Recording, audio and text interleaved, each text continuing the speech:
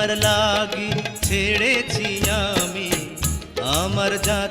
বাংলাদেশি চলচ্চিত্রে এমন কিছু শিল্পী আছেন যাদের অবদান শুধু পর্দার মধ্যে সীমাবদ্ধ থাকে না, তারা একটি ধারা বদলে দেন, একটি সময়কে নতুন ভাষা দেন। ইলিয়াস জাবেদ ছিলেন তেমনই একজন নায়ক, নৃত্যশিল্পী ও নৃত্য পরিচালক। তিন পরিচয়ে তিনি একসময় বাংলা সিনেমার অন্যতম প্রভাবশালী নাম। বিশেষ করে সিনেমার গানে নাচে যে আধুনিক ও পরিপূর্ণ রূপ, তার প্রতিকৃত ছিলেন এই জাবেদ।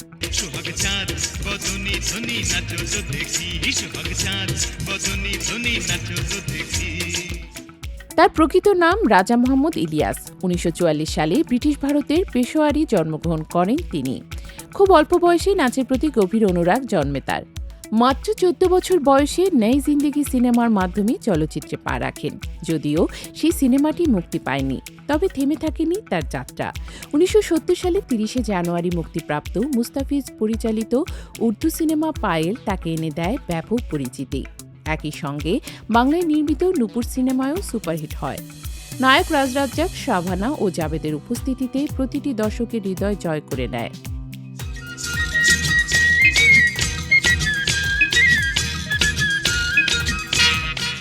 এরপর টানা প্রায় ২ দশক, ১৯৭০ থেকে ১৯৮৯, তিনি ছিলেন সময়ের অন্যতম জনপ্রিয় নায়ক। শাবানা, ববিতা, কবরী, রোজিনা, অঞ্জু ঘোষ, সুচরিতা, সুজাতা প্রথম সারির প্রায় সব নায়িকার বিপরীতে অভিনয় করেছেন তিনি। শতাধিক সিনেমায় নায়ক হিসেবে তার উপস্থিতি তখনকার দর্শকদের কাছে ছিল ভরসার নাম। তবে ইলিয়াস জাবেদের সবচেয়ে বড় অবদান ছিল নাচে। একসময় বাংলাদেশের সিনেমায় নাচ ছিল সীমিত ও দুর্বল। সেই সীমাবদ্ধতা ভাঙতেই তিনি পাড়ি জমান মুম্বাইয়ে।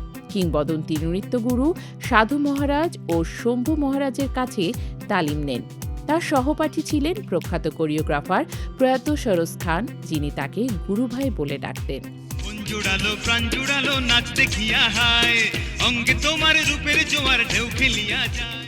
সে প্রশিক্ষণ নিয়ে দেশে ফিরে তিনি সিনেমার নাচে দেয় নতুন গতি, শৈল্পিকতা ও আধুনিকতা। ১৯৭৪ সালে চলচ্চিত্র মালকা বানু জাবেদের ক্যারিয়ারের এক অনন্য মাইলফলক।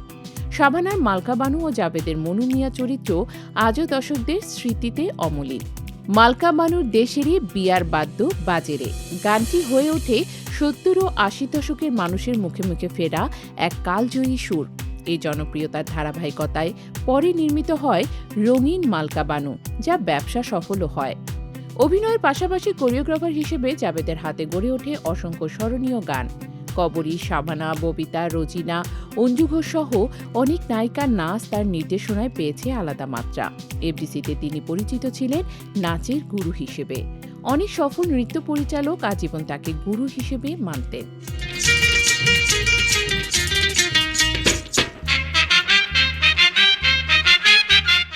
এমন এক শিল্পীকে হারানোর খবর এলো বুধবার। দীর্ঘদিন ক্যান্সারের সঙ্গে লড়াই করে রাজধানীর উত্তরের একটি হাসপাতালে বেলা 11:30টার দিকে মারা যান ইলিয়াস জাবেদ। ইন্না লিল্লাহি ওয়া ইন্না ইলাইহি রাজিউন। মৃত্যুকালে তার বয়স হয়েছিল ৮২ বছর। তার স্ত্রী চিত্রনায়িকা ডলি চৌধুরী বিষয়টি নিশ্চিত করেন। ইলিয়াস জাবেদের প্রস্থান মানে শুধু একজন নায়কের বিদায় নয়, উজ্জ্বল অধ্যায়ের পরিসমাপ্তি। পর্দা নিভে গেলেও তার সৃষ্টি, তার ছন্দ আর তার অবদান বাংলা চলচ্চিত্রের ইতিহাসে চিরকাল বেঁচে থাকবে।